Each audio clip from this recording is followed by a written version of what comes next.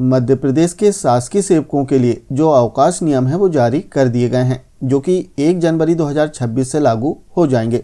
इसके पूर्व यदि हम बात करें तो कर्मचारियों को मध्य प्रदेश सिविल सेवा अवकाश नियम 1977 के आधार पर अवकाश प्राप्त होता था, जबकि अब कर्मचारियों को जो नया अवकाश नियम है 2025 इसके आधार पर अवकाश प्राप्त होंगे।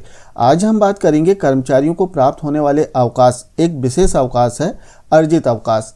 इस संबंध में कि आखिर अर्जित अवकाश होता क्या है, इसमें पात्र कौन कौन से कर्मचारी होंगे, इसमें कुल कितना अर्जित अवकाश हमें मिलेगा। इसके अतिरिक्त विशेष बिंदु हम देखेंगे कि जो शैक्षणिक संवर्ग के कर्मचारी हैं इन्हें कितना अर्जित अवकाश प्राप्त होगा। तो आइए इसे हम समझते हैं। सबसे पहले कि आखिर अर्जित अवकाश क्या होता है। तो जैसे नाम से ही स्पष्ट है, अर्जित अर्थात ग्रहण करना, प्राप्त करना, अर्थात कर्मचारी के कार्य के बदले जो हम प्राप्त करते हैं, अर्जित करते हैं, वो अर्जित अवकाश की श्रेणी में आएगा। अब सभी कर्मचारी तो कार्य करते हैं, लेकिन ऐसे कर्मचारी जो किसी अन्य विभाग का कार्य कर रहे हैं और जितने दिनों का वो कार्य करते हैं उसके एवज में हमें अर्जित अवकाश प्राप्त होता है। इसके लिए यदि हम देखें तो एक कैलेंडर वर्ष में अर्थात 1 जनवरी से लेकर 31 दिसंबर तक 30 दिन तक का जो अर्जित अवकाश है वो कर्मचारी को मिलेगा। इसके अतिरिक्त 30 दिन का अर्जित अवकाश तो मिलेगा, लेकिन जो 30 दिन का अर्जित अवकाश है वो 2 किस्तों में जमा होगा, जिसकी पहली किस्त 1 जनवरी को जमा होगी और जो दूसरी किस्त है 1 जुलाई को। दोनों ही जो किस्तें हैं वो 15-15 दिनों की होंगी। तो इस प्रकार से 2 किस्तों में जो अर्जित अवकाश है वो कर्मचारियों को प्राप्त होगा। इसके अतिरिक्त इसके संचय की जो सीमा है इसमें बताई गई है कि अधिकतम 300 दिन आपको अर्जित अवकाश प्राप्त होगा। आइए विस्तृत रूप से समझते हैं कि जो अर्जित अवकाश है किन किन कर्मचारियों को प्राप्त होगा, साथ ही जो शैक्षणिक संवर्ग के कर्मचारी हैं उन्हें कितना अर्जित अवकाश मिलेगा। जैसे कि हमें पता है कि जो मध्य प्रदेश राजपत्र है अवकाश के संबंध में वो जारी किया गया है, जो कि 24 नवंबर 2025 को जारी किया गया। इसके 15 नंबर पेज पर अर्जित अवकाश के संबंध में जो दिशा निर्देश हैं वो दिए गए हैं। जैसे हम देखें इसका पेज नंबर 15 जिसका अध्याय 4, इसमें अर्जित अवकाश के संबंध में विस्तृत निर्देश दिए गए हैं।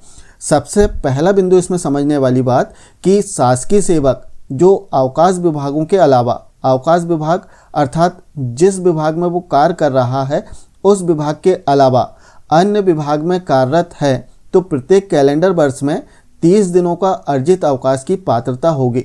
ऐसे कर्मचारी जो अपने स्वयं के विभागों के अलावा अन्य विभागों में कार्यरत हैं उन्हें एक कैलेंडर वर्ष में 30 दिनों का जो अर्जित अवकाश है वो प्राप्त होगा। इसकी पात्रता उस कर्मचारी को होगी।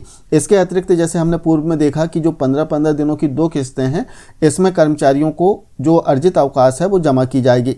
इसके अतिरिक्त यदि हम देखें तो इसमें एक महत्वपूर्ण बिंदु दिया गया है जो कि शैक्षणिक संवर्ग के कर्मचारियों के लिए इसमें बताया गया है। इसके पेज क्रमांक 17 के बिंदु क्रमांक 27 में बताया गया कि अवकाश विभागों में सेवा करने वाले शैक्षणिक शासकीय सेवकों के लिए अर्जित अवकाश किस प्रकार से प्राप्त होगा और कितना प्राप्त होगा, इस संबंध में विस्तृत निर्देश दिए गए हैं।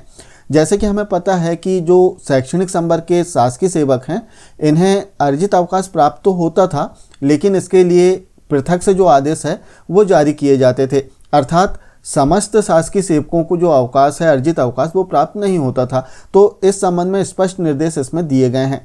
चूँकि शैक्षणिक संवर्ग के शासकीय सेवकों की हम बात करें तो इन्हें जो ग्रीष्म अवकाश है पूर्व में प्राप्त होता था, जिसकी अवधि लगभग पूर्व में 2 माह होती थी, लेकिन इसे घटाकर धीरे धीरे वर्तमान में यदि हम देखें तो लगभग 25 दिन या फिर 1 माह के आसपास जो अवधि है ग्रीष्म अवकाश की वो कर दी गई है। तो इस कारण से जो अर्जित अवकाश है कर्मचारियों को, सभी कर्मचारियों को प्राप्त नहीं होता था, केवल उन कर्मचारियों को प्राप्त होता था जो अन्य विभागों के कार्य करते थे और इसके लिए जो आदेश हैं वो जारी किए जाते थे, तब इन्हें अर्जित अवकाश की पात्रता होती थी। लेकिन जो नया नियम जारी किया गया है इसमें स्पष्ट रूप से बताया गया कि जो शैक्षणिक शासकीय सेवक हैं जो अवकाश विभाग में कार्य कर रहे हैं इन्हें प्रत्येक कैलेंडर वर्ष में अर्थात जनवरी से लेकर दिसंबर तक, एक कैलेंडर वर्ष जो होगा 1 जनवरी से लेकर 31 दिसंबर तक, इन्हें प्रत्येक कैलेंडर वर्ष में 10 दिनों का अर्जित अवकाश प्राप्त होगा, जो कि जनवरी और जुलाई के प्रथम दिन 5-5 दिनों की 2 किस्तों में जमा किया जाएगा। तो इस प्रकार से यदि हम देखें तो जो शैक्षणिक शासकीय सेवक हैं इन्हें 10 दिनों का जो अर्जित अवकाश है एक कैलेंडर वर्ष में प्राप्त होगा, जिसे कर्मचारी अपनी आवश्यकता अनुसार उपभोग कर सकता है। इसके अतिरिक्त इसमें आवेदन का जो प्रारूप है इस राजपत्र में दिया गया है। साथ ही जो अवकाश है इसका लेखा किस प्रकार से रखना है उसका प्रारूप भी दिया गया है, जो कि लास्ट में आप देख सकते हैं। जैसे हम आवेदन का प्रारूप देखें तो आवेदन का जो प्रारूप है प्रपत्र 1, इसमें आप आवेदन कर सकते हैं, जिसमें अपनी जानकारी और कब से कब तक आपको अवकाश चाहिए, इसमें जो स्वीकृतकर्ता अधिकारी हैं उनके हस्ताक्षर होंगे। इस प्रकार से इसका प्रारूप दिया गया है। इसके अतिरिक्त यदि हम देखें तो इसमें जो लेखा है, जो अवकाश का लेखा, इसका प्रारूप भी दिया गया है, जो कि प्रपत्र 2 है, जिसमें कर्मचारियों के अवकाश का जो लेखा है लीव अकाउंट वो रखा जाएगा। तो इस प्रकार से यदि हम देखें तो अर्जित अवकाश में कुछ परिवर्तन किए गए हैं, कुछ स्पष्ट निर्देश दिए गए हैं।